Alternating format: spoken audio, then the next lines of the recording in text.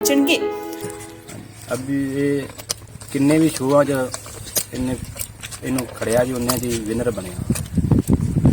ਇੱਕ ਸਾਡੇ ਸੁਣ ਚ ਵੀ ਆਇਆ ਸੀ ਕਿ ਜਿਹੜੇ ਫਿਲਮੀ ਐਕਟਰ ਵੀ ਸਲਮਾਨ ਖਾਨ, ਉਹ ਵੀ ਇਸ ਘੋੜੇ ਦੀ ਤਾਰੀਫ ਦੇ ਅੱਗੇ ਆਏ ਸੀ।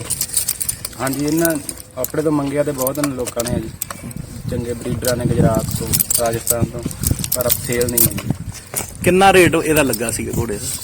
ਨਹੀਂ, ਉਹ ਕਹਿੰਦੇ ਤੁਸੀਂ ਗੱਲ ਕਰੋ, ਮੰਗੋ ਪੈਸੇ, ਆਪਾਂ ਵੇਚਦੇ ਨਹੀਂ ਜਿੰਨਾ ਪੈਸੇ ਮੰਗਦੇ ਨਹੀਂ, ਸਾਨੂੰ ਪਤਾ ਸੀ ਨਾ ਕਿ ਲੱਗਾ ਸੀ। ਨਹੀਂ, ਇਹਦੀ ਆਫਰ ਤੇ ਕਰੋੜਾਂ ਜਾਈ ਹੈ ਜੀ, ਪਰ ਆਪਾਂ ਨਾਂ ਨਹੀਂ ਲੈਂਦੇ।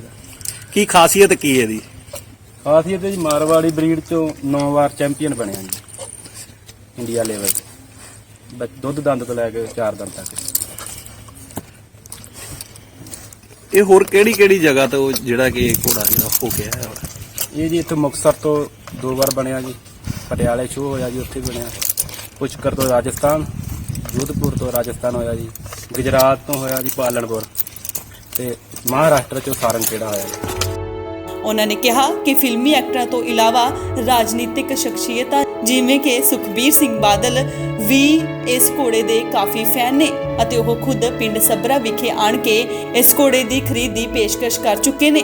ਉਹਨਾਂ ਨੇ ਕਿਹਾ ਕਿ ਜੇ ਇਸ ਸ਼ਾਨ ਘੋੜੇ ਦੀ ਗੱਲ ਕੀਤੀ ਜਾਵੇ ਤਾਂ ਇਹ ਘੋੜਾ ਹਿੰਦੁਸਤਾਨ ਦੇ ਪਹਿਲੇ ਨੰਬਰ ਦਾ ਘੋੜਾ ਹੈ।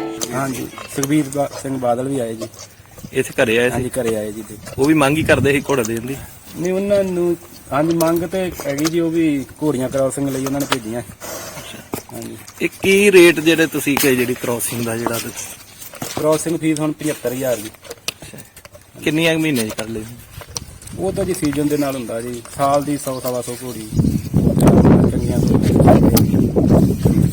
ਇਹ ਜੀ ਮਾਲਵਾੜੀ ਚ ਪਹਿਲੇ ਨੰਬਰ ਦੱਸਿਆ, ਚੰਗੀ ਘੋੜੀਆਂ ਦਾ, ਬਹੁਤ ਚੰਗੀ ਘੋੜੀ ਦਾ ਪੁੱਤ ਵਾ ਜੀ।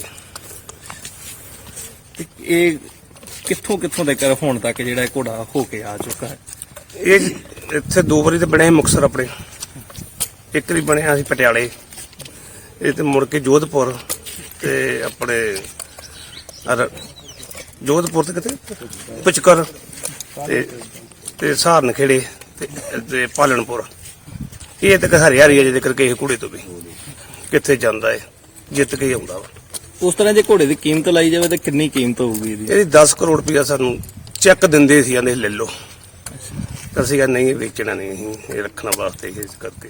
ਇਸ ਨਸਲ ਦੀਆਂ ਹੋਰ ਵੀ ਤੁਹਾਡੇ ਕੋਲ ਹੈ ਨੇ? ਘੋੜੀਆਂ ਹੈਗੀਆਂ ਜੀ ਜਿਹੜੀਆਂ ਤੋਂ ਕ੍ਰੋਸ ਹੁੰਦੀਆਂ ਗਾ, ਬੱਚੀਆਂ ਚੰਗੀਆਂ, 2-3 ਬੱਚੇ ਵੇਚੇ ਵੀ ਚੰਗੇ, ਮਹਿੰਗੇ ਜੀ। ਤਰਨਤਾਰਨ ਤੋਂ ਬਲਜੀਤ ਸਿੰਘ, ਇੰਡੋਜ਼ ਟੀਵੀ, ਆਸਟ੍ਰੇਲੀਆ।